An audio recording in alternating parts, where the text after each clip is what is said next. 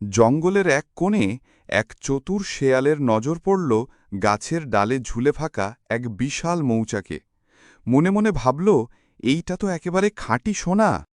কিন্তু সে জানে মৌমাছির দল মোটেও বোকা না। তার আগমনের আগেই তারা সতর্ক। শেয়াল কাছে আসতেই ঝাঁকে ঝাঁকে মৌমাছি তাকে তাড়া করে।